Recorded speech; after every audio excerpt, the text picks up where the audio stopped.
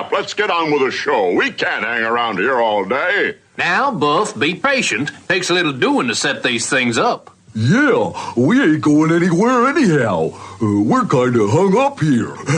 Okay, boys, take it easy. Now we're ready to start. Sorry, folks. I'll be right with you. Give me a little intro there, Gomer. Well, it's about time.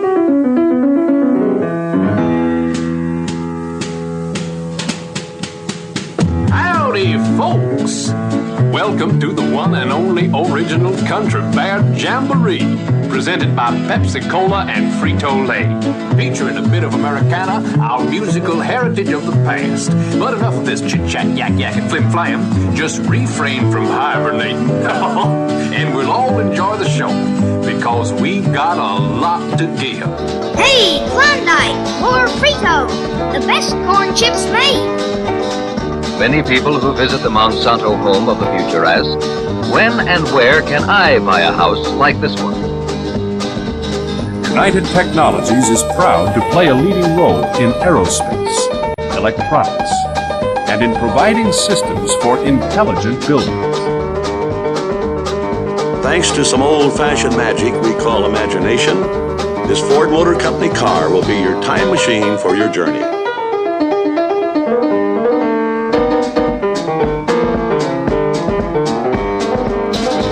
General Motors, the world's largest automobile company, is proud of its continuing role in the history of transportation. But the flavor of Hawaii is best enjoyed in pineapple. Grown year-round and harvested by hand, it's transported to the Dole Cannery, the largest pineapple cannery in the world. The fruit is out of its shell and into the can within minutes.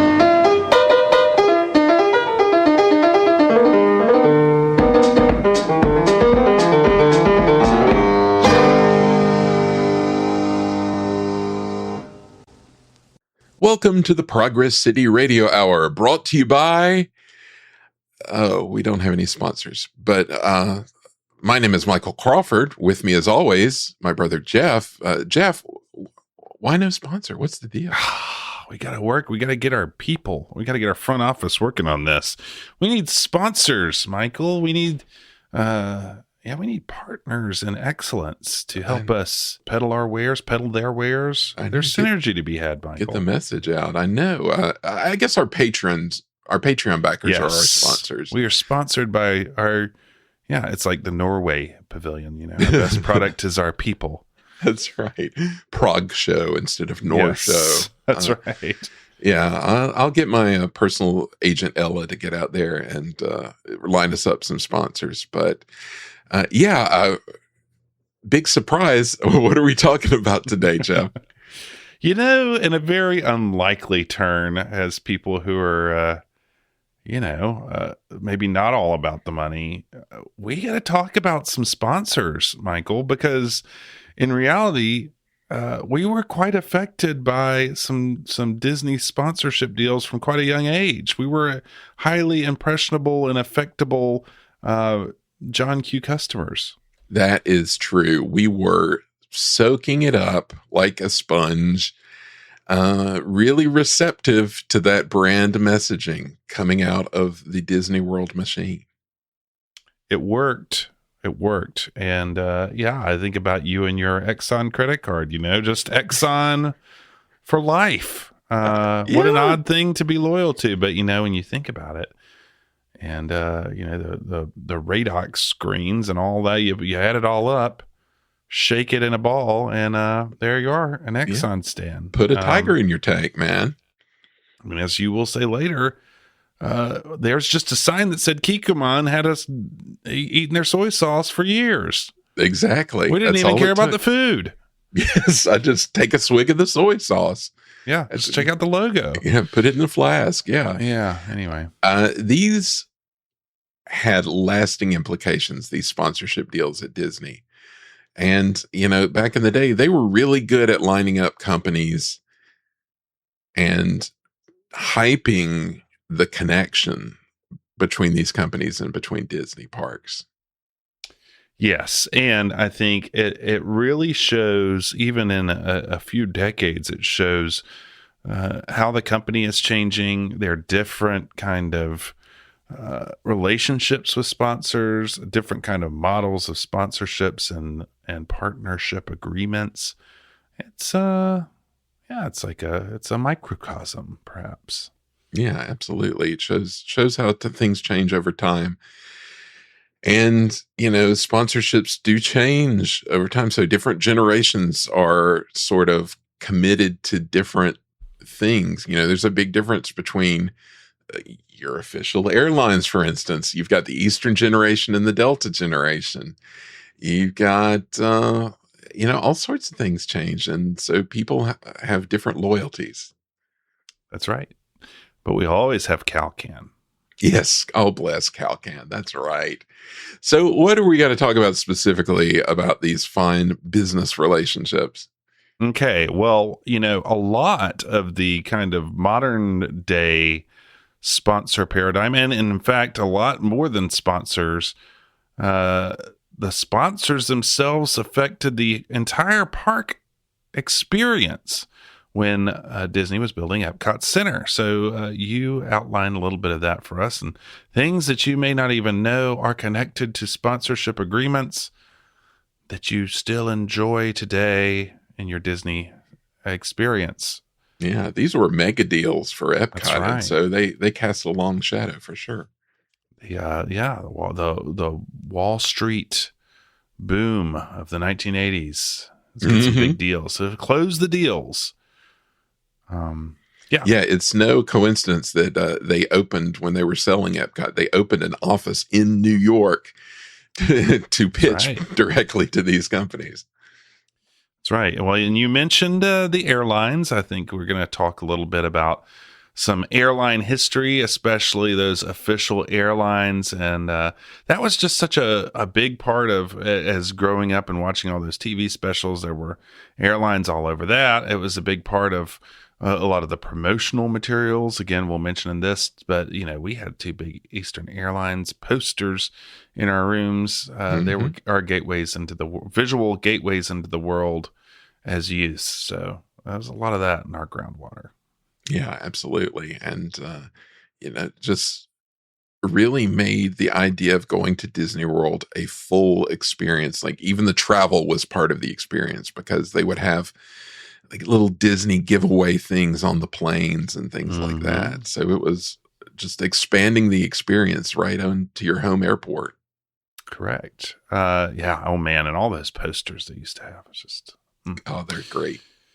We're going to go way back into the 1950s and look at a time where Disney made commercials for other people as kind of a stopgap to make some revenue and the work they were doing in television. It's an interesting little bit of history, which involved a lot of Disney legends. Yeah, this is something I think a lot of people probably aren't aware of, just how involved Disney properties were in the commercial game back in this era. And as you say, top talent working on these things. They're little pieces of art, even though they're just commercials. Right. And finally, we can't end up without some amuse-bouche. So Michael is going to take a look at a little survey of some food sponsorship through the years in Disney parks. And man, this has got me ready to put on my checkered bib and do my little fork and spoon or fork and knife, Yeah.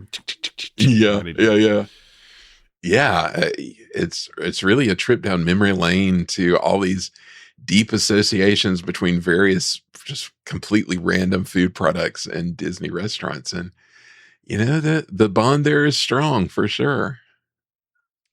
So that is what lies ahead. And I guess, unless you have anything else to say, let's hear about some of these sponsors. Let's hear a word about these sponsors. Yeah, a word about our sponsors.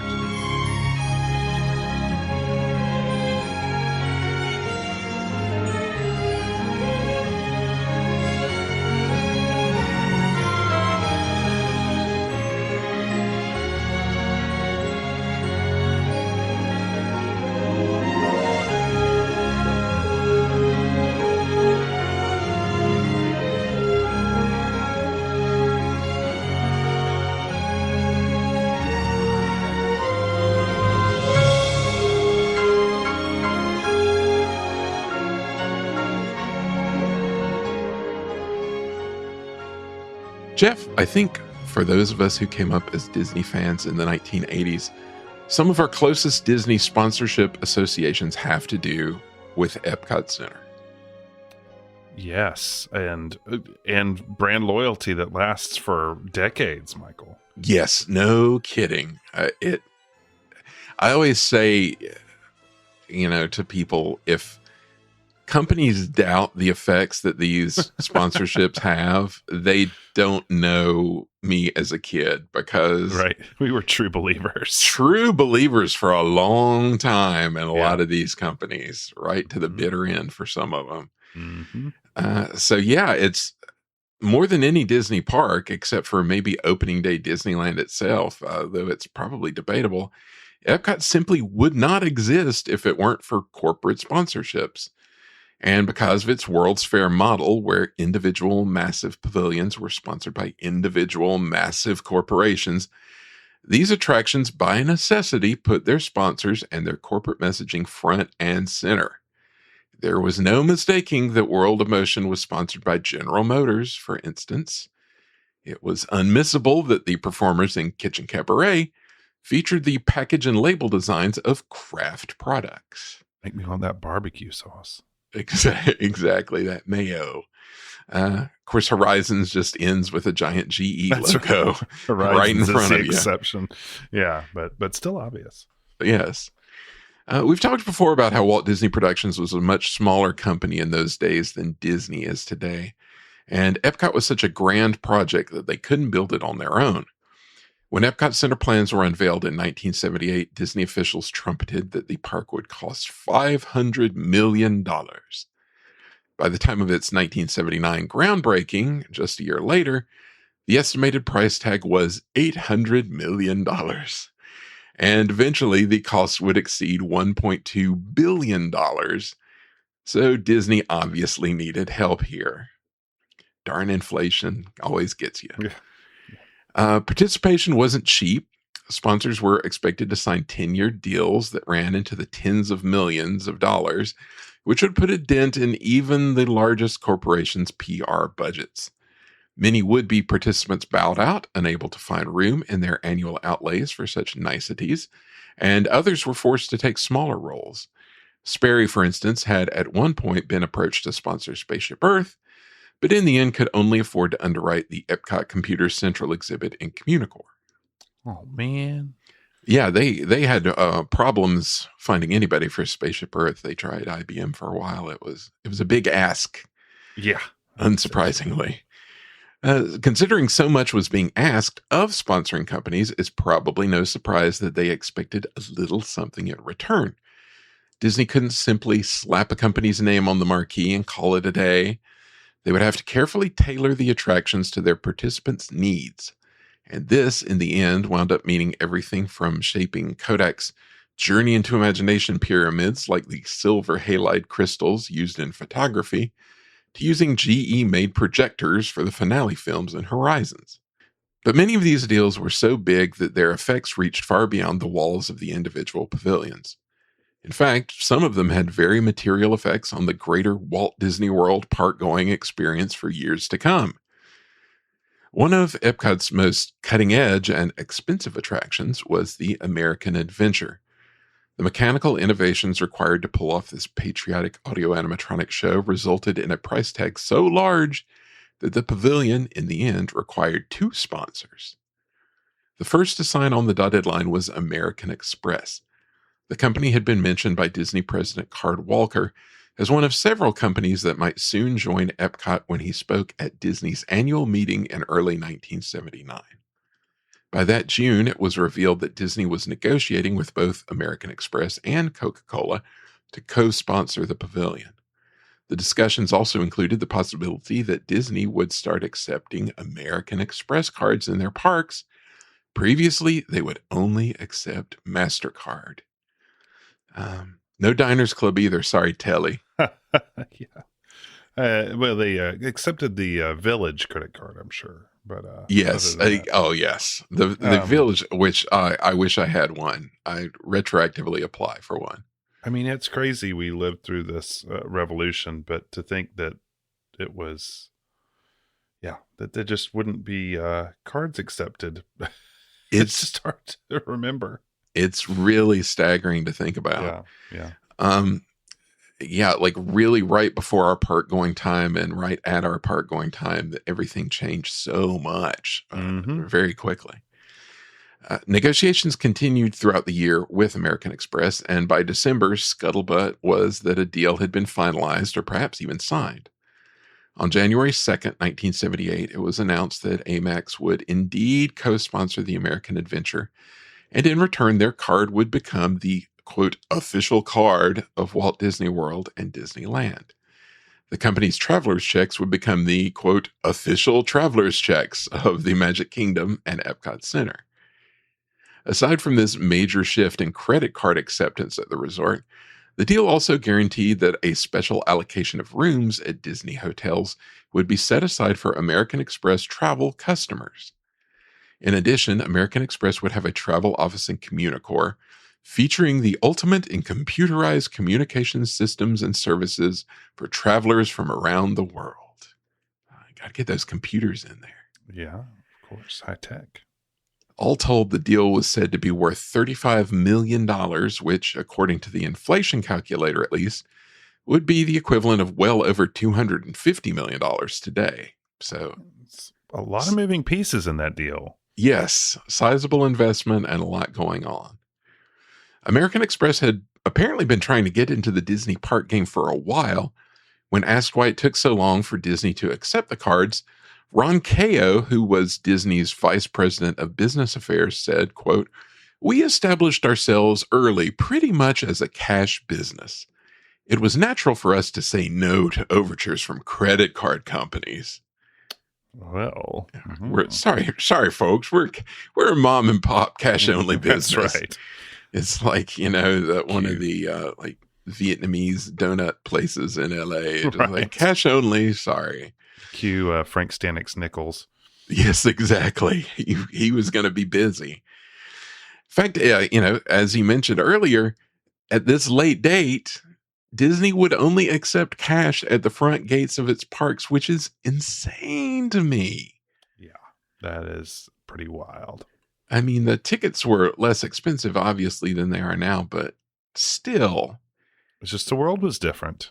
I guess Travelers, checks, and cash, man. The cash economy. I guess you're right. Only guests who stayed in Disney hotels could pay for admission with MasterCard or American Express, but the cards were accepted in shops and restaurants within the parks, so that's something at least. This changed with Epcot. Guests could soon buy tickets at the TTC or the Epcot Entrance Plaza with their very own American Express cards, so the next time you don't have to roll up your quarters to pay for your park tickets, thank Epcot. That would be hard today. Yeah. Carry around a lot of cash. Yeah, exactly. Just one of those like newspaper boy coin dispensers, just 20 of them. But Epcot didn't only affect how you bought, but also what you bought. Disney famously used to have ticket books, of course, which categorized each attraction on a spectrum ranging from A to E ticket. You'd have to have one of these tickets for every attraction you wanted to ride, but Epcot changed all that. With corporations all fronting big bucks to back their pavilions, Disney wasn't about to tell a company that their neighbor's attraction was an E ticket, while theirs was a mere D ticket at best. In Future World, every attraction had to be an E ticket, which kind of negated the purpose of ticket books. In addition, with so much money involved in what were, to the sponsors, elaborate advertising vehicles, participating companies didn't want potential customers kept from riding their attractions because they couldn't or wouldn't buy a ticket. There was precedent for this at Disneyland and the Magic Kingdom. Attractions with prominent corporate sponsors like Monsanto's Adventure Through Inner Space or Eastern Airlines' If You Had Wings were famously free to ride and therefore beloved to a generation of young guests. Yeah, the Tomorrowland Omnimover air-conditioned attractions always have to be free. Exactly. You've got AC, you've got an Omnimover, and it's free. That's the ultimate combo. That's right. And it's blue. And it's exactly even better. Soothing and blue. Yeah. With all this to be considered, it was revealed in 1978 that Epcot Center would change the way guests would access a Disney park. EPCOT would only charge a single admission fee, and guests would be free to ride the attractions to their heart's content. In time, it became clear that the scheme would be rolled out to the other parks as well, and beginning around 1980, Disney started experimenting with single admission passport tickets to the Magic Kingdom, as well as debuting an all-access annual pass for the first time. I think it was $100. Wow. Yeah. By the time EPCOT opened, this ticket model was firmly in place, so whenever you ride Wedway for the 50th time in a row without paying a nickel extra, thank EPCOT. And we got the passport terminology, which, was so really good. Cool. Yeah, especially when it was World Passport, one word. Yeah. Yeah, so good. But let's go back to American Adventure because we left it half sponsored, and the deal that would happen there would affect thirsty park guests for decades. A day before Disney's annual meeting in February 1980, Coca-Cola signed a deal to join American Express in funding the pavilion, and this was a big one. We've probably mentioned in the past, in fact, I know we have, the now odd fact that Disneyland and the Magic Kingdom used to be split down the middle between Coke and Pepsi.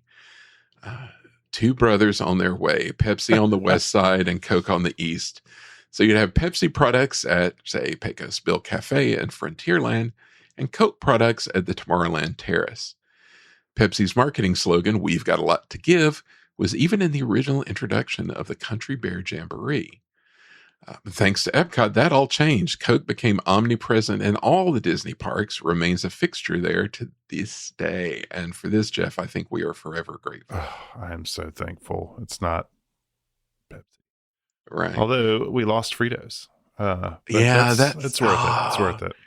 That's the bitter loss in there. It's worth it. It's just, this division was right before we started going. And so I didn't find out about that till I was an adult, that it had been that way. And just the idea of having the parks be half and half is so strange to me now. I mean, that would change your whole decision matrix. Absolutely. Yeah. Yes. There's trips back to Tomorrowland over and over for a ice cold Coca-Cola. So not long after Coke signed their deal, Kodak joined up too, signing what was reported as a $32 million deal that would be, said Kodak, quote, "the greatest picture-taking promotion in Kodak history." The deal was, of course, for the Journey into Imagination Pavilion. At the time, Polaroid sponsored the camera shop in the Magic Kingdom, and their branding was all over the park's guide maps and photo spots. This would soon change, though, and for the next few decades, Kodak would be the sole available film in Disney shops, would sponsor the park's photo spots, and they would present what were, at the time, very elaborate park guide maps. The brand association here was very strong, Jeff. Yes, quite. Very. I never bought anything else but Kodak film. I mean, why would you? Yeah, it was, and I mean, not only, I mean, it's just, the photo spots were such a big deal, I think, to learning how to take pictures and, frame things and all of that. Very formative. And, all of that was emblazoned with their logo as well. Absolutely. I mean, you knew where to stop for a good framed up photo of an icon of a weenie. Mm-hmm. And, there would be photo tips in the guide maps of how best to take your photos.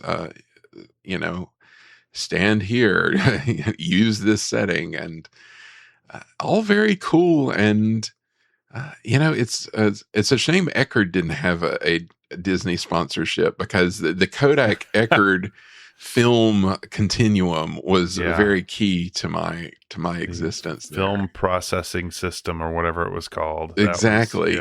Shoot on Kodak, get it developed at Eckerd in the photo lab, and that's right. You're good to go. This Kodak deal affected everything from Figment's color palette. Famously, he was originally supposed to be green, but until Kodak said no, to the alleged reluctance to build Mount Fuji in World Showcase because of Fujifilm. So Kodak was everywhere back in these days. They were riding high. Mm-hmm. Meanwhile, General Motors had been one of the first companies to sign on to EPCOT way back in December 1977, and this guaranteed that any car seen in the park would be a GM model.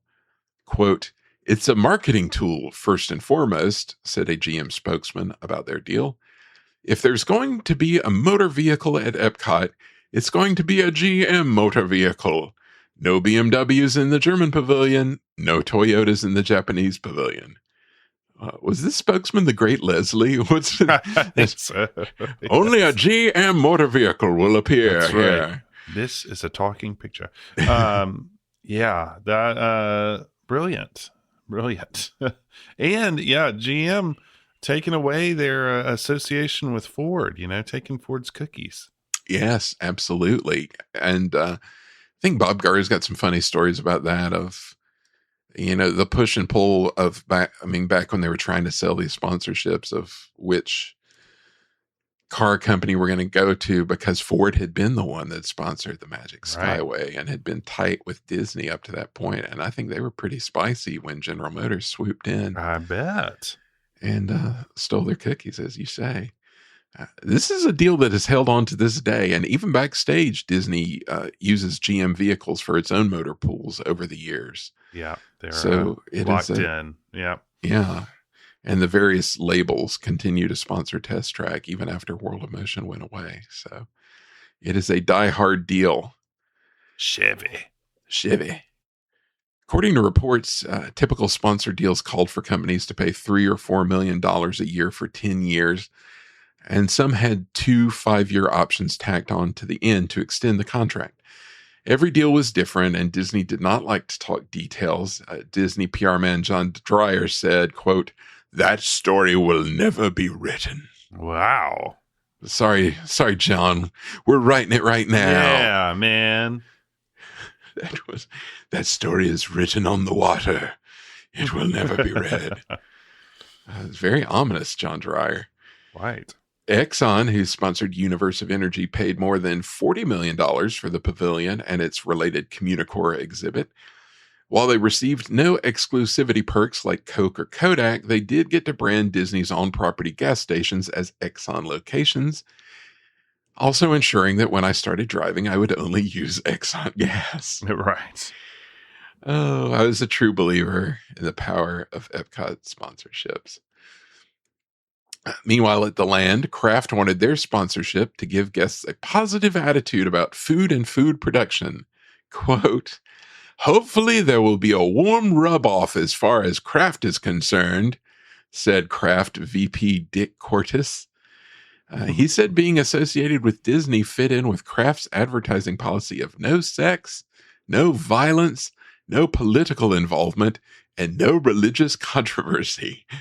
Very timid, Kraft was. Right. Yeah, this is where we get into the kind of strange fits, from where this, from where the pavilion first started as kind of an ecology pavilion, to put Kraft in, they had to really alter the offerings. Yeah, think of like how are we really going to make this happen? I mean, it's like Kodak made it out of nothing, but this was kind of just adapting something to right. No religious controversy in your cheese whiz marketing. Hopefully, no. Kraft, keep it clean, guys. Later sponsorships got sweetheart deals too. 1986, you talk about a pavilion in search of a sponsor. United Technologies opened the Living Seas in 86, started selling Disney Otis elevators and Carrier air conditioning systems. In 1989, MetLife opened Wonders of Life, and their insurance started to be included in the Disney company's employee benefits package. A lot of sweetheart deals here. Yeah, get that Snoopy. But nothing casts as long a shadow as those original sponsorships, deals which made lasting impacts on the way we experience the parks today. Cokes in hand, paid for with credit cards that are nearly maxed out buying tickets, which get us unlimited rides.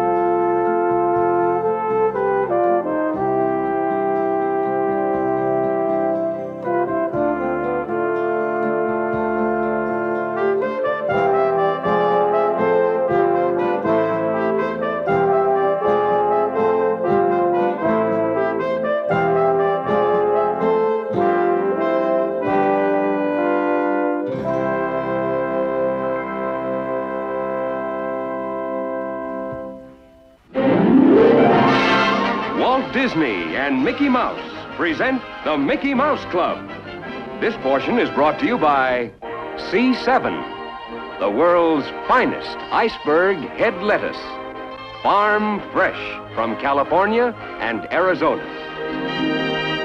In the 1950s, as Disney transitioned from a film studio to a much larger company, one of the biggest frontiers was the medium of television.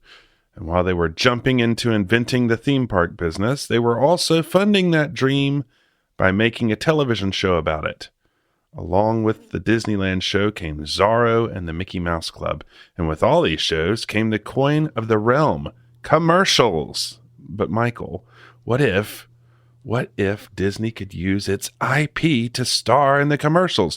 What if the celebrity pitchfolk of these Disney commercials could be the Disney stars? That'd be perfect, because you got to run the commercials, but what if the commercials are also a commercial for you? That's right, but also, what if, follow me here, what if Disney made the commercials they were using to pay for their Disney TV shows and theme parks with their own characters being promoted? Wouldn't that be a synergy or a vertical integration or something, Michael? Jack Donaghy would be so impressed.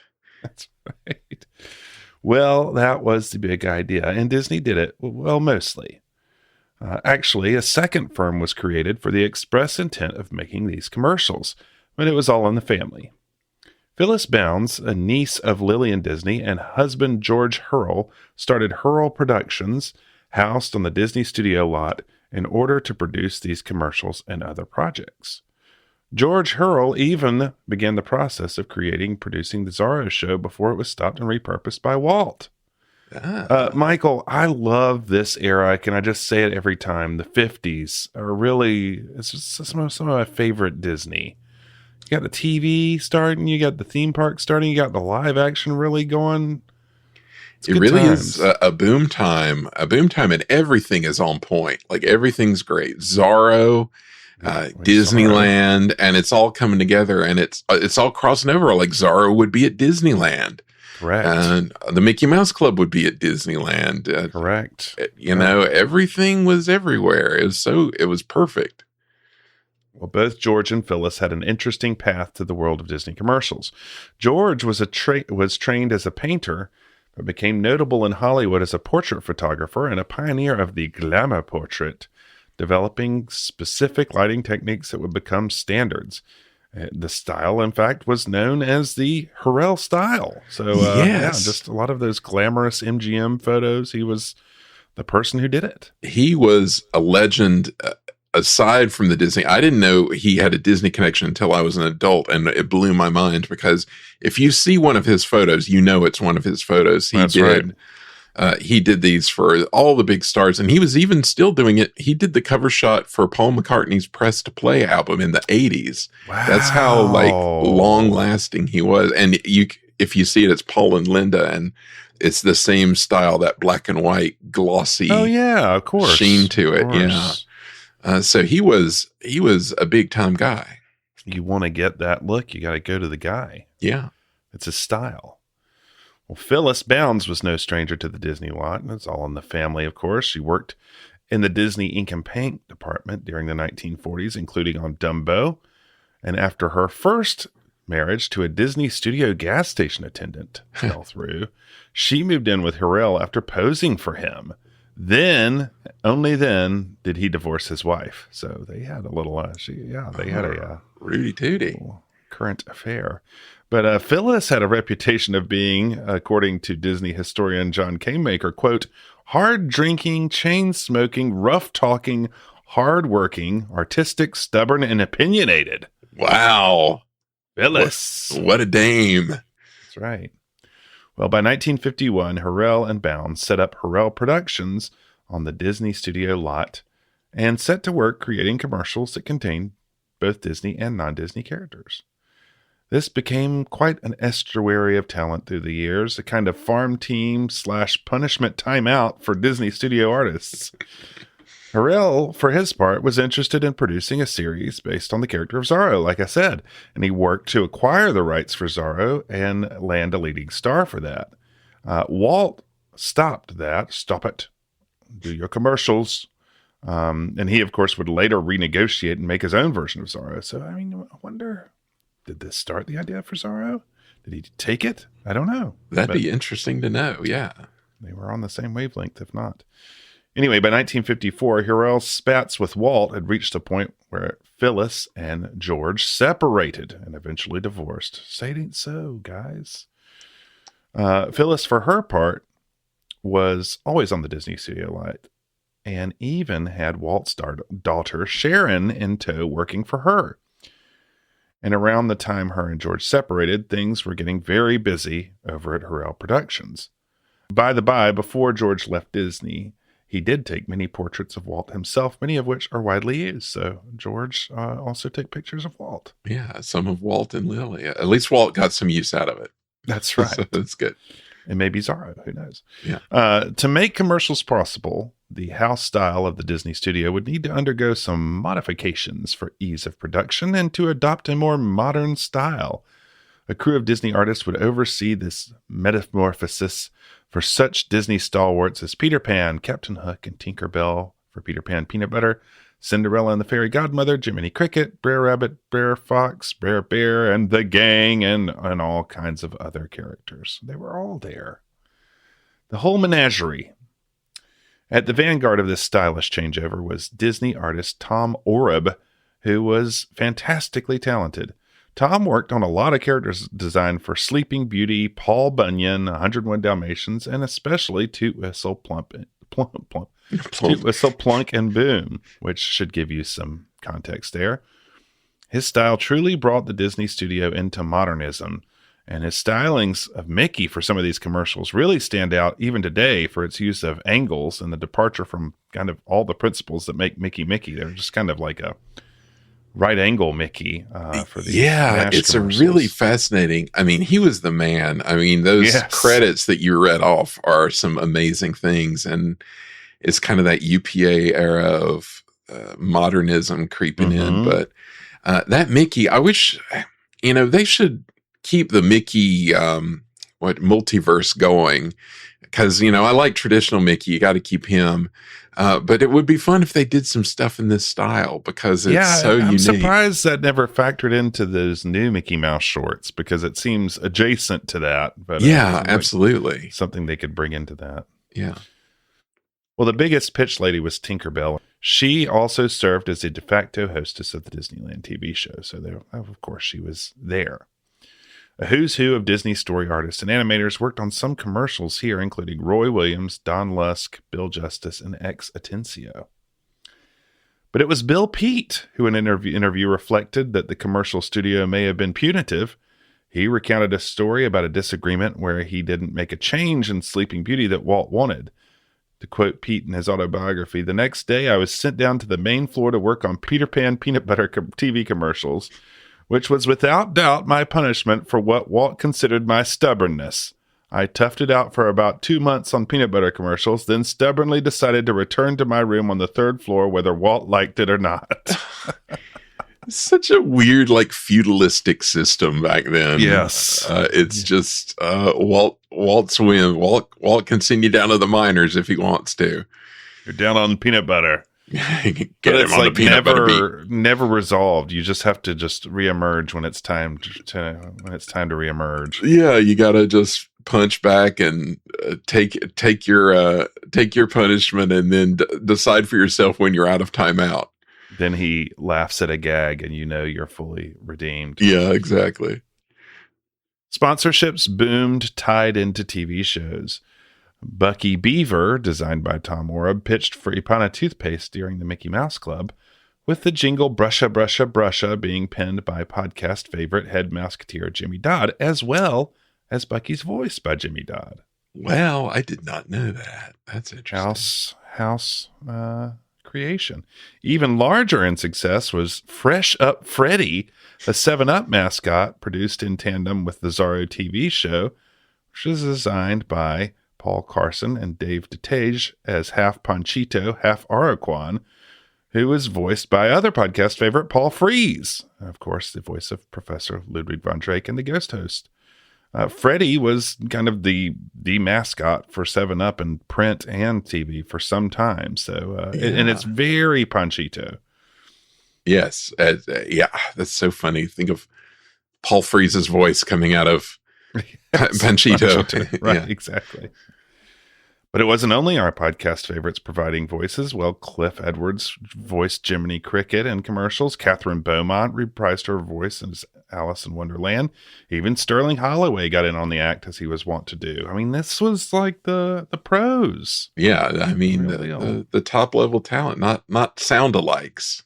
Correct.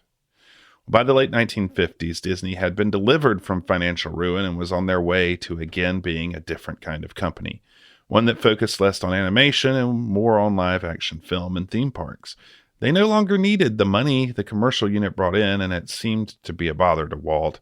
I guess he wanted to focus on monorails and Matterhorns. Constant commercials. Rah. I guess so, but I kind of wish he had still done them because these are fun. I mean, you can find these on YouTube, some of them, like the Nash. And they're fun stuff, man. A lot of Nash ones, a lot of Peter Pan, of course. Yes. Good stuff. Yeah.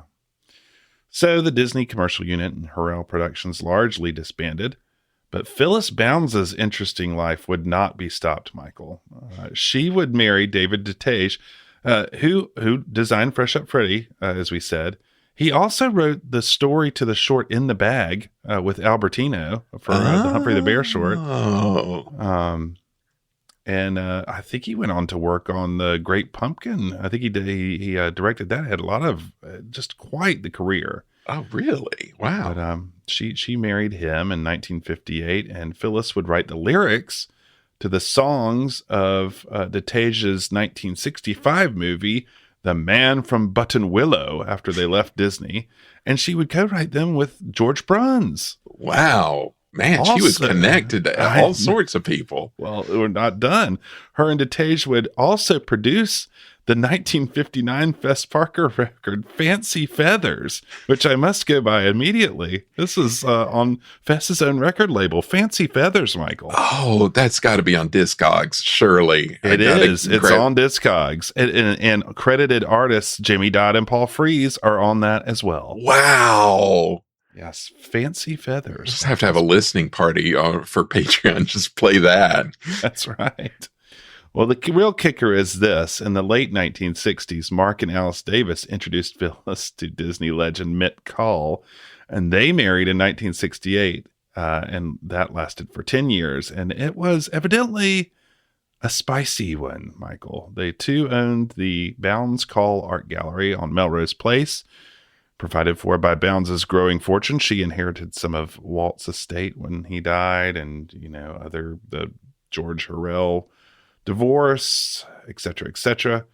And according to the late great Disney historian Jim Korkis, Call was highly competitive and had quite a temper, so that when Philip took up tap dancing and piano, Call followed suit and worked to be better than she was at the same thing.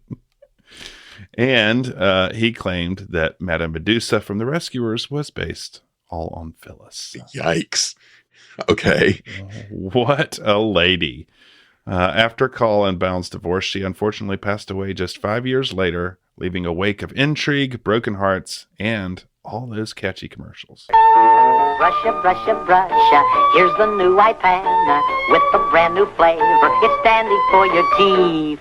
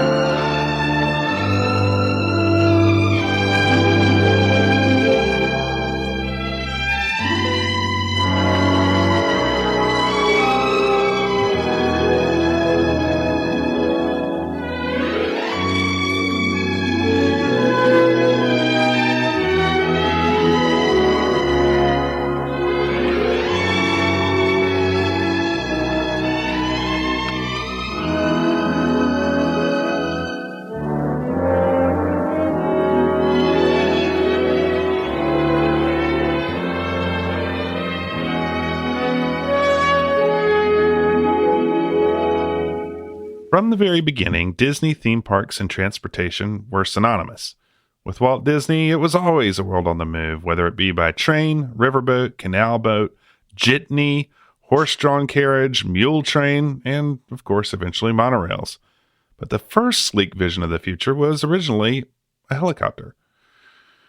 Disneyland, even in early pre-opening renderings, had a heliport sketched out to the southeast corner of the park, directly adjacent to Harbor Boulevard. And in 1956, when the Disneyland Hotel opened, so too did Disneyland's very own heliport, the transportation system of the future, ferrying guests from the Los Angeles International Airport right to Disneyland via helicopters operated by Los Angeles Airways. It's important to remember that this time, the firm that designed these also designed the first usable helicopters for the U.S. military only 1 decade earlier, so helicopters were pretty futuristic. Gosh, that's hard to believe they were so new. That's pretty amazing. Just thinking of them as novel things, but yeah. How do you make a helicopter? I don't even know. Anyway, a wonderful way to see this all in action is to see the Disneyland People and Places documentary, which we know and love, where a helicopter lands from a 20-minute trip and the trans system for the Disneyland Hotel comes and picks up the guests and delivers them to the hotel. It gives you a sense, even then, of these early days, you could truly be immersed in a Disneyland here in a way that Disney would revisit when planning Walt Disney World. I mean, I love this scene where they get off the helicopter and go, into the hotel and everything. It's very cool. Yeah, well, imagine, it feels so swanky today. Imagine how swanky it must have seemed back then. Right. That's a good point. And thinking this is the way it's all going to be in the future someday. And if only it were. Well, Michael, even Uncle Scrooge took the helicopter to Disneyland, and 1957's Uncle Scrooge Goes to Disneyland, where the whole Disney gang is seen flying aboard McDuck Airlines version of the Disneyland helicopter. The helicopter made its way onto many park maps and was a mainstay of the park's atmosphere during its first decade. Unfortunately, 2 fatal crashes in the late 1960s grounded the Disneyland helicopter service for good in the 1970s. These were terrible accidents that seemed to halt the viability of much passenger helicopter services. Yeah, you see the pictures and it's pretty grim, just total wreck of these helicopters there. Well, by this time, Disney was well into thinking about Walt Disney World and building it and opening it. In fact, a prominent feature in early Walt Disney World design before Walt's death was a jet airport of the future. And though Disney had ties with United Airlines via their sponsorship of the Tiki Room in the 1960s, in 1970 it was announced that Eastern Airlines would become the official airline of Walt Disney World. In fact, Eastern had elaborate plans, their words, for Disney. Eastern would start a full-scale ad campaign promoting Walt Disney World in a state where they already had more people flying in than all other airlines combined. Eastern in Florida served as a hub to Central America and the Caribbean, and so adding Walt Disney World to their roster was a natural fit. In addition to the ad campaign, Eastern promised $1 million to sponsor an attraction in the Magic Kingdom, a major exhibit. Yeah. Eastern would fly into the McCoy Jetport, which was an Air Force base with ample runways capable of fielding just about any plane, as they were home to a squadron of fighters during the Cuban Missile Crisis and even U-2 spy planes. Oh, wow. This airport we hear stories about from all the old guard flying in, several of on this podcast. Even Tom Morris as a kid has talked about it. It was just an interesting place. It was a joint civil and army facility at this point. And, it would be fully decommissioned and built out in the mid-70s and into the 80s. But in the early 70s, you could fly anything into it, but they were just kind of Quonset huts and Air Force Base facilities. It's just, it's interesting to picture. Yeah, it gives real, higher for hire vibes. Like you expect Baloo to fly in or something. That's right. And it really is only until the era when Epcot's getting ready to go that it becomes, MCO, the MCO that we know, right? Like a real airport and not just a shanty, basically. Right. Well, Eastern had big ideas. Warren Bob Wynn, director of Eastern Airlines Disney Development, reflected upon the announcement in 1970 that, quote, one of the main reasons for the ride in the theme park is to show families how they can enrich their lives with air travel. In this time, about 80% of folks got to Walt Disney World by car, and air travel had yet to take hold as it did in the latter part of the decade and into the 80s with deregulation. Wynn looked for answers to the big questions too. Quote, certainly we are in air transportation organization, said Wynn, but it could be that we are destined to be more than that. Eastern in 1970 was researching feasibility of using high-speed buses and dedicated lanes on I-4 between Daytona Beach, Orlando, and Tampa. In addition, Eastern was considering, quote, plane mates, or huge buses to bring passengers from planes on the outlying areas of the airport rather than to bring every plane into a finger of the terminal building. Big ideas from Eastern, Michael. Really? The innovators. Who knew? We could make a fuselage. We could just put 4 wheels on it and make a big bus.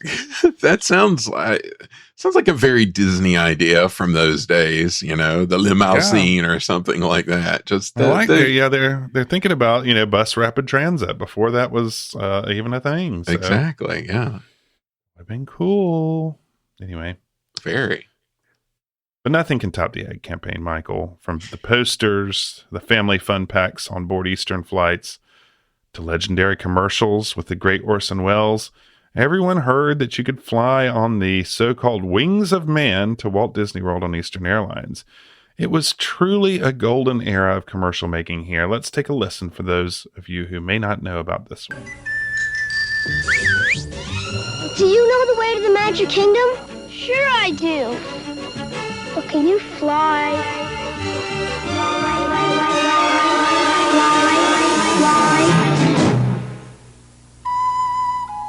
You can fly to a magic kingdom that's right outside your hotel window. To Walt Disney World in Florida on Eastern, the airline of Walt Disney World. The airline that believes dreams really can come true. The Wings of Man. Michael, this commercial and all the iconography of Eastern Airlines at this time is just marvelous. Oh, it truly is. The iconography is great. The ads, very Lynchian sometimes. Yes. In their presentation. You're not quite sure what's going on or where you're going, but it is very soothing. The Wings of Man and just their logos and everything, just all spot on point. It's just lovely. Mm-hmm. Well, Eastern and Walt Disney World were hard at work designing an attraction that would introduce the lowly cargoer to the majesty of flight, and that would be evidenced in the quickly after opening built If You Had Wings, which debuted in the summer of 1972, just in time for that air conditioner to hit even better. Mm-hmm. As we've said, If You Had Wings was famously free, which was incongruous with the fact that Mickey helped an Eastern Airlines exec pull a giant boarding pass out of a giant sleeve to open the attraction, as Goofy and the Walt Disney World ambassador looked on. But, I mean, I guess it could have been a free ticket. Yeah, it comped. They comped Mickey. Either way, the charge was to widen your world, as the song says, and guests were thrilled to see all the sights of the Caribbean and beyond that Eastern flew to, and you can't drive to, so take that. Take that, family station wagon. And it was free. I mean, again, endearing hearts of children everywhere. Absolutely. Just go on it as many times as you want. That's right. Just getting that subtle PR to normies who drive cars, flying. It's for families now. Yeah. Fly to Fiesta. Come on, guys. That's right. However, in an introductory story in the papers, a senior VP of Eastern clarified there was no simulation of an airplane ride in this ride. Quote, jet travel can be a very enjoyable experience, but it's still only a means, admittedly, a very fast and efficient means of getting somewhere. Thomas McFadden said, "Tut tut, my friend." Oh, really? Now don't get confused here. This is not a simulation. Yes. And we're really just trying to get places. It may seem quite realistic, but it's really not that fun. It is quite efficient, though. Well, simultaneous to all this Eastern mambo jumbo was, of course, the stall port. Michael, don't you love a good stall? Oh, I'm drunk on stall mystery. It's yes, the best. I mean, by now, many of you know about this short takeoff and landing strip that still exists to the right of World Drive as you pass by the Magic Kingdom parking lot. And it was an exciting time in aviation all over the place. I suppose the helicopter's loss was the stall's gain, as new aircraft was designed specifically for this utilization. There were Twin Otter, 19-passenger twin-turbine de Havilland planes tasked with this mission of short takeoff and landing, and the competition was fierce. In April of 1971, the Sentinel reported at the Herndon Airport, which is now the Orlando Executive Airport, there was a demonstration from Shawnee Airlines on this technology. But Shawnee wasn't the only airline in the game. No, our folks at Eastern as well as Executive Airlines were also in competition for the bid. And Eastern and Executive Airlines that very same week did a demonstration right on World Drive. Wow. Imagine that. That's not short takeoff and landing. That's No, that's a long runway. Drama ensued. In August, a headline read, "Conflict brews on Stollport Landing. Evidently, the Kissimmee Municipal Airport doth protest. There was much concern that the Stollport would take over the local flyways, and the situation, if left unchecked, could rival New York City." Oh, yeah, New York City. Don't want that. What's Disney hiding up their sleeve? Come on, Kissimmee Municipal. Their airport scheme. Anyway, the Mouse persevered with that private money and announced the opening of their Stollport on October 22nd, 1971, almost in time for our opening. A ceremony was held at a noonday luncheon at the Polynesian Hotel, where Disney was presented with the first stall license in the state of Florida by Florida officials. Shawnee would be the first airline granted stall access, but Eastern would partner with them in planning the service and linking Shawnee with other destinations into McCoy. The 2,000-foot runway would service Tampa, Miami, Fort Lauderdale, and other tourist centers, whatever they are. And from a plane ramp, a new fleet of air-conditioned minibuses, complete with 8-track tape players, would ferry guests around property. Now that is traveling in style, Michael. Oh, it would be cranking out that sweet Jack Wagner spiel. That's right. I would get on this minibus anytime. Me too. I wonder if we see the minibus in the Clinkers, Michael. Oh, it could be. That's a pretty small bus. Yeah, they would probably break it. Yeah, probably. Well, this service, highlighted by the $11 fare from McCoy, was just never profitable due to the capacity of the planes. Eventually, the service lapsed, but in 1977, a 50-passenger prototype was tested that suggested feasibility of profit for the Stollport. However, that never became a reality. Sad. It's a sad thing, but sad day for Stall. Yeah, really. Well, in 1977, however, more Disney travel excitement arrived when Disney signed an agreement with the Auto Train. Yeah. The Auto Train provided rail transportation from Lorton, Virginia to Sanford, Florida for people and their cars. Load them up and take a load off. In May of 1977, it was announced that the Auto Train would be partnering with Disney for a family fun package. Again, to expand their market into families. Again, which, I mean, this makes me wonder, what was their market before that? I don't know. Just crusty businessmen, I suppose. People with cars. I never let the kids go on the train with me. I guess it could be people who winter in Florida. That could be a thing. Yeah, that makes sense. I mean, families. Anyway. It was a 5-year contract where Disney would provide facilities and accommodations as a part of an Auto Train family fun package. And in turn, Auto Train would be listed as a sponsor of the Walt Disney World Railroad, also listed as the official family railroad of Walt Disney World. See, families, Michael. Families are very important. It all began with family before it began with story. Walt loved a family. He would sit around the long table with his family and eat dinners. That's true. With a twinkle in his eye with the American flag. Anyway, everyone would advertise each other. The Auto Train would advertise Disney. Disney would, you know how it goes. As sponsors. Yeah. Symbiosis. Michael, yeah. You've written about the Auto Train in your day. I'm thankful for that. The auto train was a business, a one man's dream of its own. There was such an auto train company at this point. That was, yeah. It wasn't quite the thing that it was today. It was. This was just sort of in a weird in-between period for American rail. And, you could, I guess, just start up your own little rail company and do that, I guess. Surely there can be some rails I use. Yeah, just go on the rails. It's better to just do and then ask for forgiveness than to ask for permission. So, yeah, it was a short-lived private thing. Yeah, and even shorter lived, that 5-year contract, it seems that the sponsorship in the end only lasted 1 year, which is sad. Yeah, that's a bummer. These deals, Michael, they always fall apart or just continued. No deal is to term, I find. Right, exactly. Anyway, the auto train eventually ran out of business in 1981, but was picked up later by Amtrak, and I'm happy to say that it still exists. And man, that would be a pretty neat way to travel. I still have auto train curiosity, although it is not inexpensive. No, it is not. But I always kind of wanted to do that once I found out it was a thing, although it would involve from North Carolina going up to Virginia, like driving away from Disney World to go down. But it still would be kind of cool. It would be cool. great. It'd be fun. It's a cool, and you listeners can, all these like rail YouTubes have YouTubes of the auto train. It's cool to watch how they do it. It's very interesting. Yeah. So anyway, 1987, it was announced that Eastern had declined to re-up their 15-year partnership as the official airline of Walt Disney World.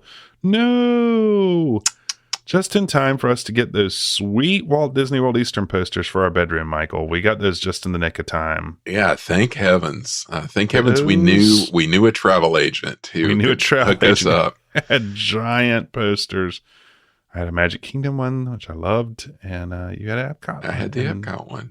We shared them and enjoyed them quite a bit. Good, yeah. Well, we know in hindsight that Eastern was just a few years away from going out of business, which seemed incomprehensible when it happened at the time. I could not believe it. No, because, it's the power of the sponsorship. They just seemed just like the airline, man, the fun airline, the airline you wanted to go on. And the Wings of Man. They were the Wings of Man. Yeah. Flew too close to the sun.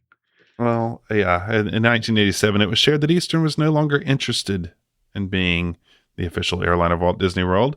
Air traffic had picked up in Orlando. Curious came in, and Eastern lost its Florida primacy, and they were fatigued of paying $1 million per year to hold the title of official airline. It's just too much money. In this economy?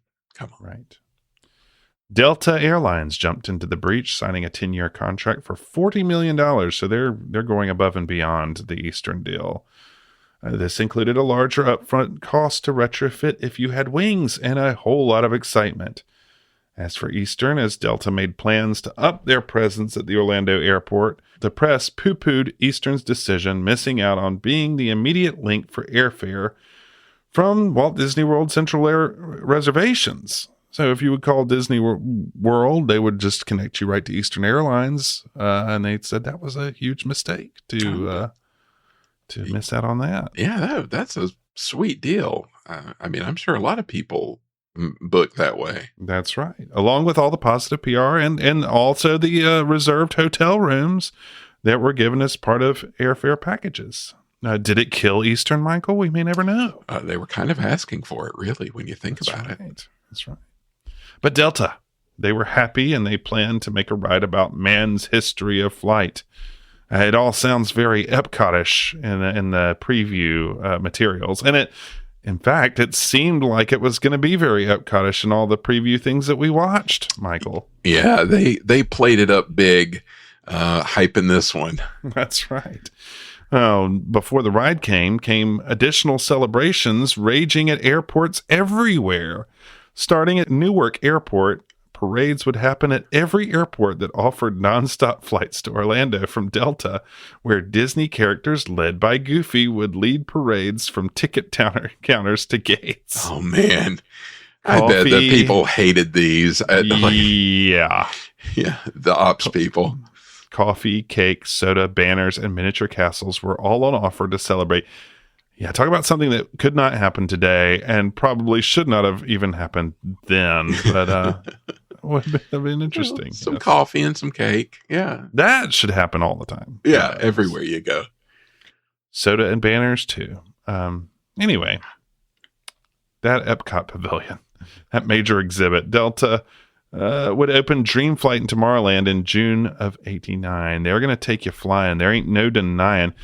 Oh, Michael, we had some times on Dream Flight, didn't we? Oh, we sure did. It became you know how like people on the kids today on the YouTubes speed run video games to like I'm going to speed run Super Mario Brothers or something. We would speed run Dream Flight. We would, and we would go on it like at the end of the night. We would go on it like as many times as we could. I think I remember one time we went on it like 4 or 5 times in a row. Yeah, just go on Dream Flight, go on Dream Flight, go on Dream Flight. I think make it's the cast members uncomfortable. Yeah, or just confused, probably. You know, the Disney Channel did a huge preview of Dream Flight, which we may have to show on our live stream. But the other thing is, again, it all seemed kind of Epcotish. There's a little bit of, you know, that kind of those scenes in Paris and Tokyo or in Japan seem kind of Epcotish. But the funny thing I found is I found an article from the year before. I think it was just the year before, somewhere out in the Midwest in Iowa or somewhere. They had just finished the filming of the barnstorming scene, and they had this huge retelling of, you know, how successful it was and who all was involved and how they scouted the scene. And they said it's going to go in Delta's Dream Flight in Epcot Center. I was like, I wonder how many people were confused by that. Truly, that is interesting. I love local news like that. When it's like Disney came to town and they shot a barnstormer. That's right. Well, there's a lot we could say about Dream Flight. Maybe there's not, but anyway, that's for another time. But it came.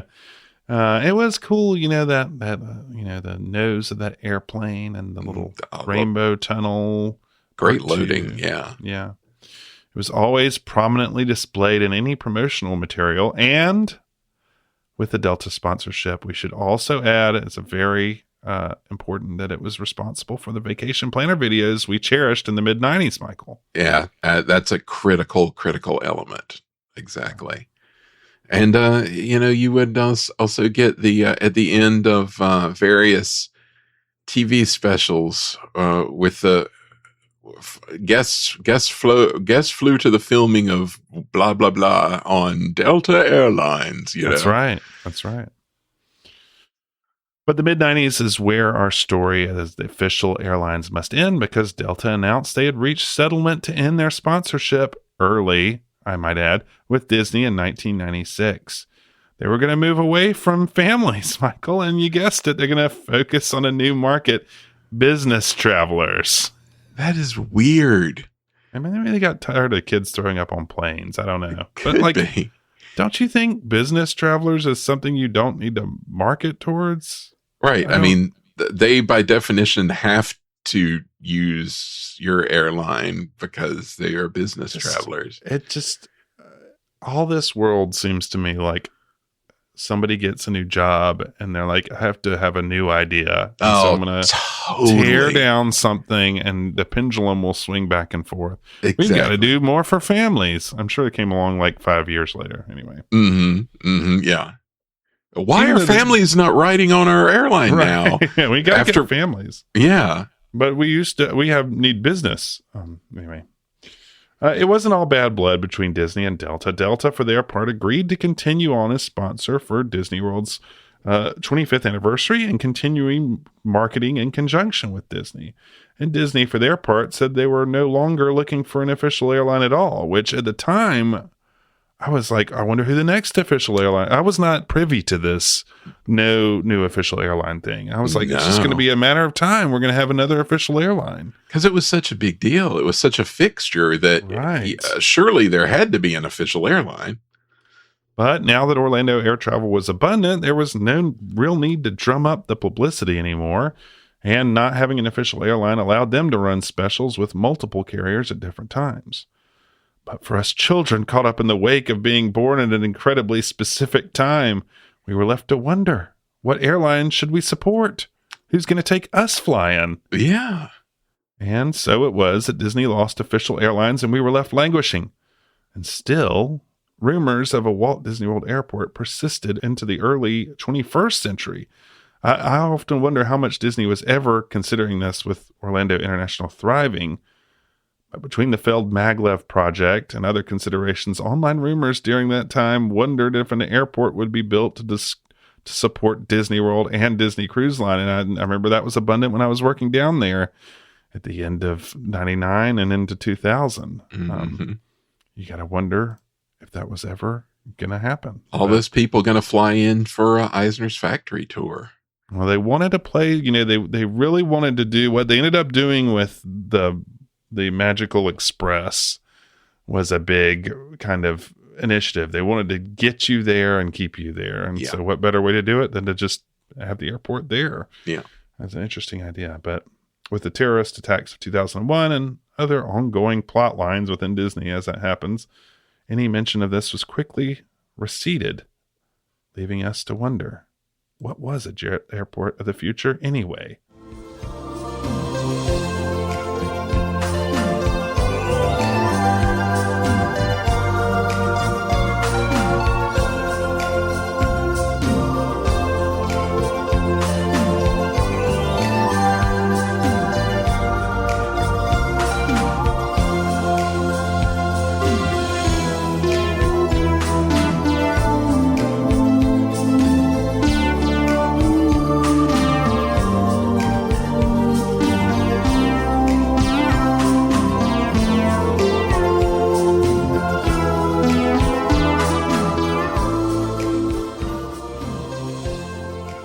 Corporate sponsorships have truly shaped our Disney experiences over the years, from what we watch to what we ride in the parks, but they've also affected what we eat. This symbiotic relationship goes back to the very beginning at Disneyland with Chicago-based Swift Fine Foods. Swift was more than a sponsor, they were a lessee, leasing space to operate their own business out of a Disney storefront. This was a common practice in the park's first decade when Walt had needed outside participants to get the park open at all.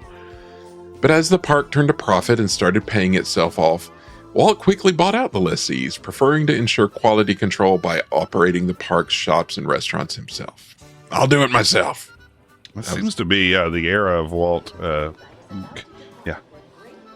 taking over. Taking it into his own hands. Right. And he had all these deals. We talked in our Aloha episode just a couple of episodes ago about the deal with Stouffer's. Yeah. Very similar. All these companies come into the theme park to sponsor things. For that first decade, the connection was something Swift was very proud of. If you look at pretty much any grocery ad in the US or Canada in the late 1950s that features Swift products, it'll have some mention of Disneyland.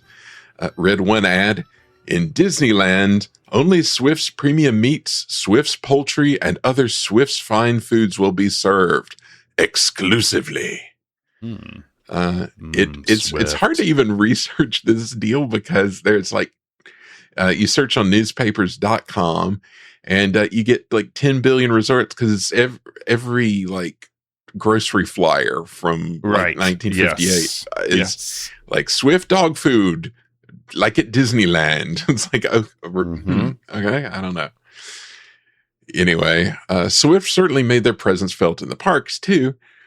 The Red Wagon Inn, now known as the Plaza Inn, served everything from Swift's premium roast prime rib of beef au jus to Swift's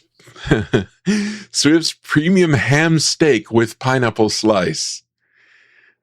Not Swift's pineapple slice, I guess. And they didn't have the Dole deal yet, so they couldn't brand that. But that's right. Only the premium hand steak. In Frontierland, they backed the Chicken Plantation restaurant, which served, of course, Swift Premium Tender-Grown Chicken. All these sound like they would be on the radio in like a Donald Duck cartoon. That's right. Yeah, that's right. Swift Premium Tender-Grown Chicken, and the kind that Mom used to make. Exactly. Tender-grown. The horse-drawn Swift meat wagon could be seen on Main Street, USA, and until 1970, Swift sponsored the Market House shop there. But at the end of the lessee era came the advent of the sponsorship era. Frontierland's Riverbell Terrace was once known as Aunt Jemima's Pancake House, sponsored by the Quaker Oats brand of the same name until 1970. It was famous for its real-life walk-around Aunt Jemima character, played for years by Aileen Lewis, as well as for sponsoring Disneyland's annual pancake races down Main Street, USA. Now that is synergy. Yes. And speaking of commercials, there are some, nationwide commercials of, Aunt Jemima's Pancake House with recipes of fluffy pancakes that you can get from your grocer. That's amazing. Yeah. Love a fluffy pancake. Of course. So many of Disneyland's famous establishments of old had corporate participants. There was the Carnation Ice Cream Parlor and Carnation Plaza Gardens, where you could dance the night away with delicious Carnation products. Main Street housed the Sunkissed Citrus House, while Adventureland featured Sunkissed I Presume, where our dear departed pal Eddie Sato once dished out citrusy goodness. And let us never forget Frontierland's Casa de Fritos, home of the Frito Kid and site of the creation of Doritos. And just imagine just being able to walk from place to place. I know. Change accents as you go. That's right. All these places just sound really delightful. I would be down for any of these. Yeah. But Sunkissed, I presume, was choice. Yeah, get some Sunkissed, then get a taco and a tacup. Yes, you must. The Frito place. One of my favorite bizarre Disneyland locations was Town Square's American Egg House restaurant, sponsored by the American Egg Board from 1978 to 1983. Who could argue with fresh-made omelets available all day long?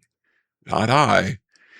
You can even still see where the chef's station used to be in the Disneyland Showcase shop today. The little windowed kiosk is now a cash wrap station, so that's kind of fun.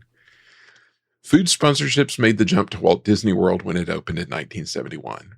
In episode 19 of the podcast about Main Street, USA, we talk about Oscar Mayer's sponsorship of the Town Square Cafe, what is today Tony's, and the presence of Little Oscar and his wiener whistles.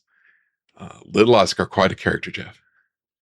Yeah. I mean, it's just like, I feel like if Little Oscar was at Disneyland, there would just be so much more of a following for Little Oscar. Disney World, it just gets mowed over. It's it's just another little slice of life. Where have you gone, Little Oscar? Yeah, there is a definite disparity in study of these things because everybody knows about the Frito Kid, but I mean, Little Oscar. Come on, don't sleep on the wiener whistle. Don't. He's the man. Right. One of my most random Disney food brand associations is an old one, which only existed for a few of the years we were going to Walt Disney World as kids. The Main Street Bakery was sponsored by Sara Lee from 1971 to 1985. But I'll always think of it because this is the first place we'd start in the morning to get a bite before setting out into the park. And what stands out in my mind more than anything were the Sara Lee Danishes. You know what I'm talking about. Yes. And I can't believe that we were able to stop in the bakery and not wait in like a 20-minute line. Yes. It's like we would always just go grab and go from the bakery. Like, how is that even possible? I don't understand how things have changed so much to where that was possible. I don't know. I was thinking about that too, because we'd get that and would get a seat outside at a table, like underneath the little awning out there. Yeah. And you could do that. The cinnamon roll persuasion, if I yes, your cinnamon roll. I remember very famously a small sparrow or something swiped an entire Danish off of someone in our family's plate while we were out there. A very small bird and a very large Danish, but it worked out.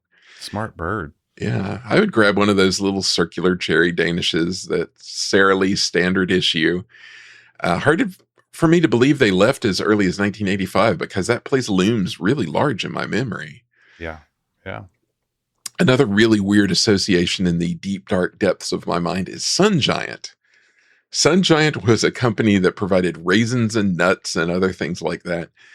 And in 1980, they signed a partnership deal to sponsor the lunching pad in Tomorrowland. The idea was very 80s. The restaurant would serve health food like cheese plates with raisins, tuna or egg salads, frozen yogurt cones, which was pretty ahead of its time, at least on the East Coast back then, fruit juices of various sundry varieties, and cream cheese on date nut bread. In 1987, they even had tofu soft serve, which I have many questions about because I do not remember that. But how does that work? I don't know. I don't know about that one. Yeah. Obviously, none of this was on our radar at all. What was on our radar was burgers and fries at places like Pinocchio Village House. But at these fast food locales, for a while at least, when you ordered your combo of a burger or chicken strips with fries on the side, it would come in the little paper basket. You'd also get a little packet of Sun Giant raisins. Do you remember this? I do, Michael. And yeah. That's it. Yeah.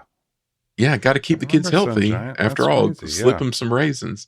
I can't find any evidence of how long this little bonus lasted, but for some reason it really takes me back. Just the tray of fried foods and a little packet of raisins. Yeah, I mean, I did not remember that until you brought that up, but now I do remember that. Yeah, I mean, we liked raisins. Raisins were, that's I was kind of surprised Sun Giant is no longer a thing. I can't find when it went out of business. The tofu soft serve. No tofu soft serve for anybody. Yeah. That's sad. They are apparently no longer existent. Anyway, such was the power of a Walt Disney World sponsorship that they loom so large in the memory. Long before I even really knew what soy sauce was from a hole in the ground, I knew Kikkoman due to their participation in the Adventureland veranda. We never even really ate there. It was just on the sign, so you knew about Kikkoman. That's right. Yeah. Just enough to be iconic. Yeah, the name and logo were burned into my brain enough to make me a loyal customer of Kikkoman long before I was brave enough to even venture into Asian cuisine. And, when we started having stir fry back home, I was so excited to see Kikkoman make its way into our house. Anyway, nearby in Adventureland, of course, we had a variety of citrus treats outside the Tropical Serenade, thanks to the Florida citrus growers. We talked about Disney's relationship with the growers in episode 26, and this was a sponsorship that had an impact across the Magic Kingdom. Lots of rather unique citrus-based options appeared on menus throughout the park, such as the rather ominous-sounding Pâté Maison Florida at the Liberty Tree Tavern. But it was the 70s, so you get a lot of gelatins and things like that. Yeah, I don't know. Weird. There are a few greater culinary pleasures in the Disney parks other than sitting on a bench and enjoying a box of fresh popcorn. For most of our park-going years, the official sponsor of that experience was good old Orville Redenbacher. That long-lasting relationship began in February 1977 when Redenbacher signed on to be the official popcorn supplier of Disneyland and the Magic Kingdom. Popcorn was big business at Disney even then. Walt Disney World was said to sell 2.75 million boxes of the stuff every year at 30 cents a box. What a deal. That amounted to 142,000 pounds of raw corn annually. This is the kind of stuff they used to love to put out. Yes, they always talked about this stuff and were so proud. Yes. The burgers and popcorn stats. Yeah, I miss that kind of ballyhoo. They were really into it. To celebrate the new union, an entire weekend of festivities dubbed the Popcorn Festival was held at the Lake Buena Vista Shopping Village, of course. The gourmet pantry featured special merchandise and popcorn displays. An antique popcorn wagon outside the store served free popcorn to guests, and flying in on the Orville Redenbacher Gourmet Popping Corn Balloon, a popcorn-shaped hot air balloon, was none other than Orville Redenbacher himself. I'm picturing him with that top hat doing taking it off and putting it on over and over again. Yes. You can't put Orville Redenbacher on a hot air balloon. That's prized merchandise there. Come on. It's a security risk. Risky business down here in Florida with the gusty winds. You never know.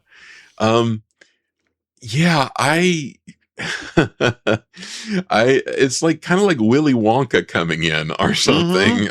Here's Orville coming in from the distance, like Mary Poppins. And the balloon there was a lot of hype about this balloon because it was shaped like a giant popcorn kernel, which was before we had, the Mickey shaped balloons and the Donald shaped balloons. And in the write-ups about it said it was a unique, like, prototype thing that apparently people hadn't done unconventional balloon shapes before. So the popcorn balloon was a trendsetter. So that was exciting. Few characters benefited more from the kind of 70s, 80s return to kind of Victorian interests, like the Tiffany lamp, gay 90s aesthetic than Orville Redenbacher. I mean, you just couldn't. That's central casting right there. I mean, it's made for the moment. There was lots of biographical information about him in the articles about this event with Disney and the popcorn. Fascinating life, Orville Redenbacher. He was a scientist. Like he did the work to revolutionize popping corn. Well, I had no idea he wanted it to, pop in fruitful ways. No old maids for Orville. Wow. Okay. He was an agronomist. So, he deserves his own pavilion. Anyway, Redenbacher was in town for the Popcorn Institute, which was a thing. They were having a convention at the Contemporary, which I love. That's amazing. Yeah, he made appearances at the Gourmet Pantry for several hours on Saturday and Sunday that weekend, signing autographs and giving away copies of The Popping Corn Book. I love this popping corn. Not your bog standard popcorn. No, this is for popping. The relationship continued for years. Orville even attended EPCOT's opening gala in 1982, which cracked me up. Like the attendees, it's like Ray Bradbury and Alex Haley and Orville Redenbacher. Yeah, he deserves to be in the Pantheon. I mean, he's a scientist for crying out loud. He does. He should be in the end film of American Adventure, I think. He should be. Oh, yes, for some. Yes, definitely. Time to switch out some for him. In 2015, though, Redenbacher was out and Pop Secret was in, which Jeff just does not have the same cachet for me. No, it's a completely different tone. I don't really appreciate that. No, it's less historic, more secretive. Yes, it is. It shouldn't be a secret. Yeah, no. Orville wanted popcorn to be for the masses. He wanted everybody to have better popcorn. Exactly. He didn't want to hide it away. Yeesh. Anyway, with EPCOT did come a new angle on Disney food sponsorships, which was, of course, adult beverages. Participating companies secured their products a place on tap in the various World Showcase pavilions, from Bass in the UK showcase to Schmitzona Wines in Germany. Mexico was partially sponsored by Jose Cuervo and Moctezuma Brewery, makers of Dos Equis. Then, of course, there were the participants who stepped in to operate their own restaurants, just like in the olden days at Disneyland. There was San Angel Inn in Mexico, Alfredo's in Italy, Mitsukoshi in Japan, and the Three Chefs in France. I'd never really thought about how this was kind of like the old Disneyland model come back to live. Absolutely, yeah. Things are somewhat different nowadays. Many of these third-party restaurants do remain, and other outside vendors operate select venues at other parks and resorts. Space 220 is one, and Yak and Yeti. These are all operated by other companies. But you don't hear much about official sponsors of various products in the parks anymore. Like in the 1970s, Del Monte was the official ketchup of Walt Disney World, which, yuck. Nowadays, it's just some, anonymous food service product. No official designation, and no raisins with your chicken tenders either. Some food sponsors remain, of course, for individual venues like Main Street's ice cream and candy shops. I think ice cream's Edie's now, maybe. Candy shops is Mars Candy.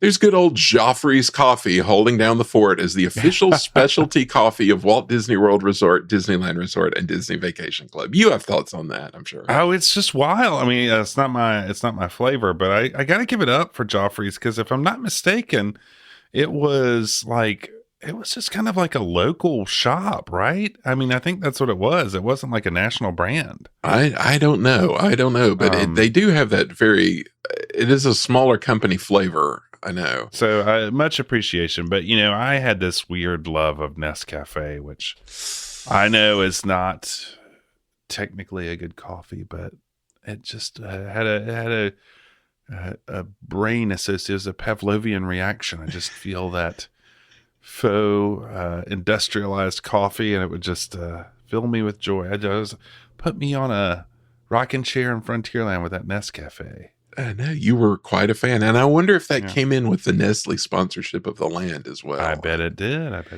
Probably. That was a big favorite of yours. I do remember that.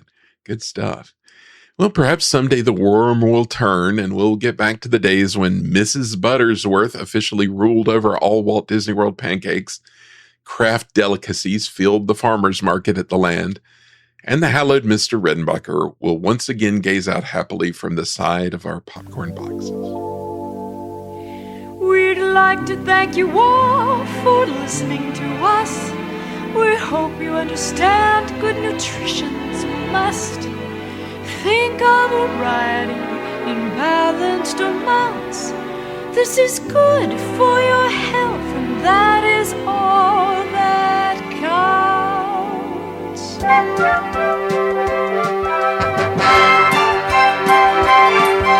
of our commentary on the foods from the dairy. It's not hard to imagine that will always be in fashion. Hey, good people, have you heard? Breads and cereals are the word. Tell your friends we have arrived. This group is hip to the jive.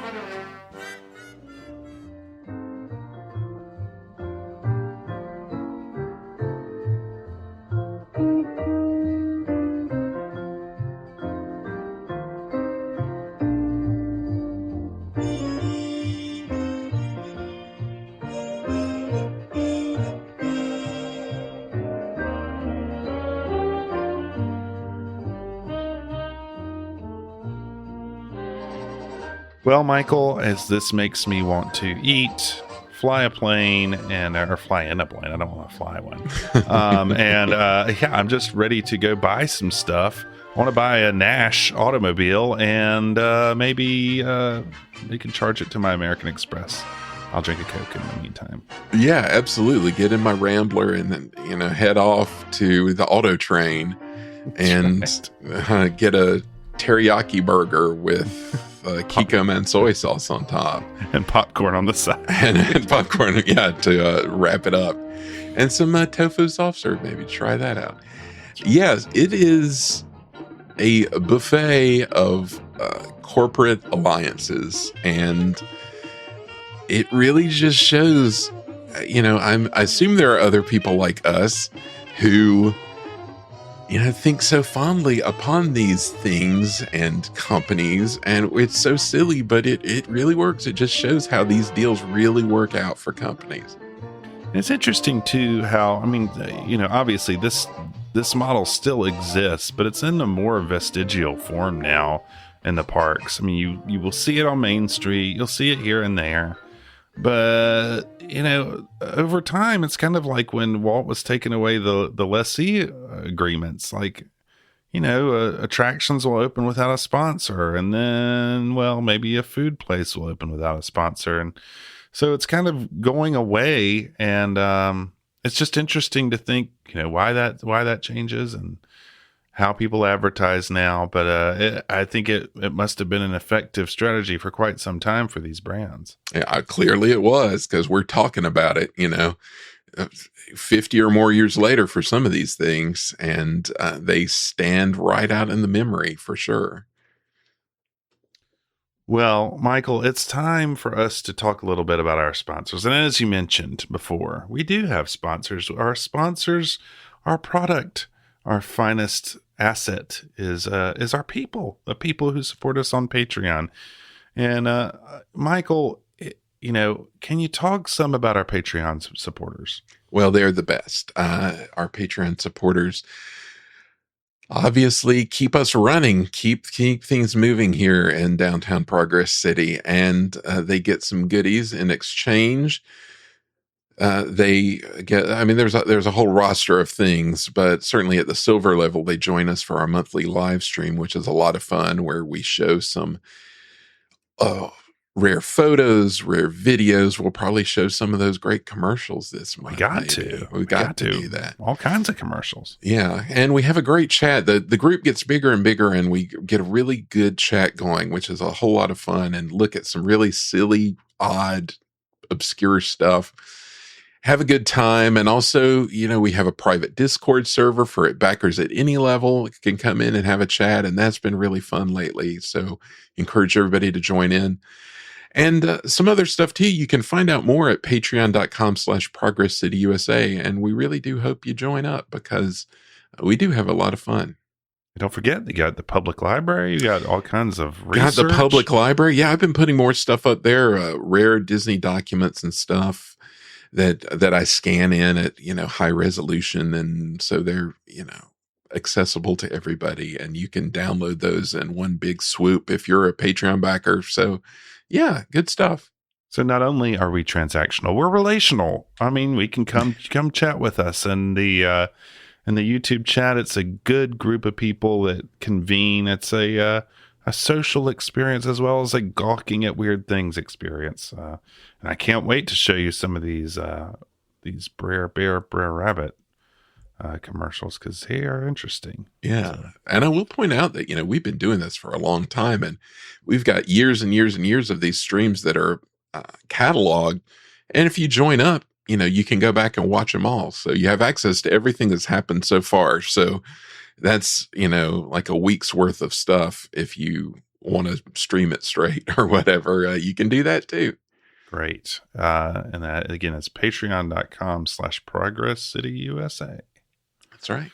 Thanks for your support. And looking ahead, Michael, we've kind of gotten on our 2026 feet at long last at the end of Q1 or Q2 or whatever Q it is. Where are we? What are we doing here? But we're moving ahead. We're going to be back in the town hall, actually. I know. I'm real excited. We're just sort of cranking these out now, and I'm happy about that. And again, wouldn't be possible without our patrons, but we've got another interview coming up tying into the theme of this episode. We're talking with someone who came from one of those sponsoring companies and was their representative with Disney for the Kodak Pavilion at EPCOT Center. That Journey into Imagination, worked with Imagineers, worked with Tony Baxter and his team on Journey into Imagination. His name is Bob Gibbons, and he has a story to tell, and he is a great interview, let me tell you. Worked with Tony. Well, I look forward to hearing that, as I know you all do. It's going to be a fun one, and we just keep chugging along.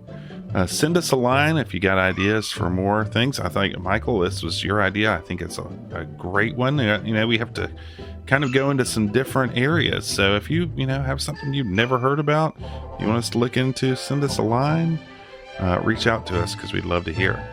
Yeah, that email is podcast@progresscityusa.com. If you're interested in sponsoring our show, drop us a line. Yeah, we'll accept offers. But yeah, please do let us know what you would like to hear, because at some point you feel like you've talked about everything in the world, and I know we haven't, but sometimes it feels that way. So if you have any ideas or anything you'd like to hear us talk more about, give us a shout. podcast@progresscityusa.com. Thank you all for listening. If you're still with us, thank you to our sponsors. A word from our sponsors. Thank you to the sponsors that groomed us as children at Disney World. Mm-hmm. And until next time, we look forward to seeing you. We hope you all are doing well, and we will join you next time for an interview in the town hall. So long, everyone.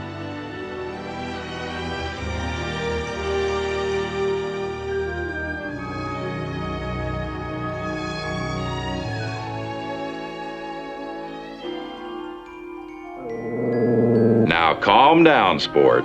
We'll always come back to Progress City. And we hope you folks will come back too. But right now, it's time to go. Remember, everything you've seen here in our all-electric city is really possible today. So if you know any cities looking for a new springtime of progress, tell them about General Electric's Progress City. Thanks for joining us. They call it progress, progress. Our time is at an end. We'll be seeing you again next time at Progress, progress. We'll meet at Progress City, USA. You've been listening to the Progress City Radio Hour, created by the folks at ProgressCityUSA.com. We're also on Facebook and Twitter at Progress City USA. If you want to contact us, please write podcast at ProgressCityUSA.com. The Progress City Radio Hour is recorded at Arbor Ridge Studios in Chapel Hill, North Carolina, on the web at arborridgestudios.com. The title theme was composed by Jeff Crawford, whose music can be found at jeffcrawfordmusic.com. Please join us again soon for another Progress City Radio Hour. They call it progress.